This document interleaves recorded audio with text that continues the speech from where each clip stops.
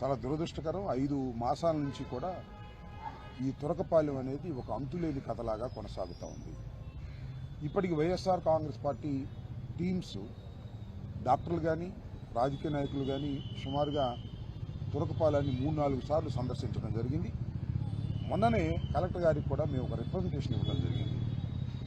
దీని మీద తక్షణమే యాక్షన్ తీసుకోండి.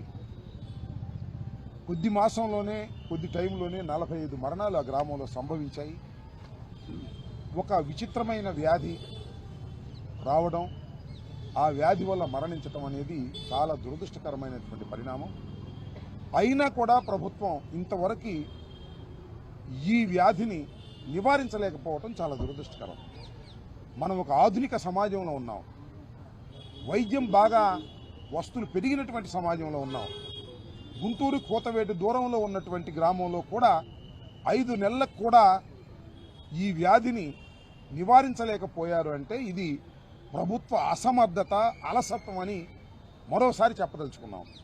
అనేక సందర్భాల్లో చెబుతున్నప్పటికీ కూడా ఈ ప్రభుత్వం దీని మీద దృష్టిని సారించలేకపోతోంది.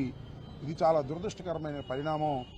దీని మీద తక్షణమే ఇప్పటికైనా నిద్రపోతున్నటువంటి ప్రభుత్వం లేచి వారికి రక్షణ కల్పించవలసిన అవసరం ఉన్నది. అక్కడ అనేక చర్యలు తీసుకోవాల్సిన అవసరం ఉందని మరొకసారి ఈ సులోమి అనే మహిళ ఆరోగ్యం దెబ్బతినేటటువంటి పరిస్థితుల్లో మేము వచ్చి పలకరించి ప్రభుత్వానికి హెచ్చరిక చేద్దామనే ఉద్దేశంతో మేము రావడం జరిగింది.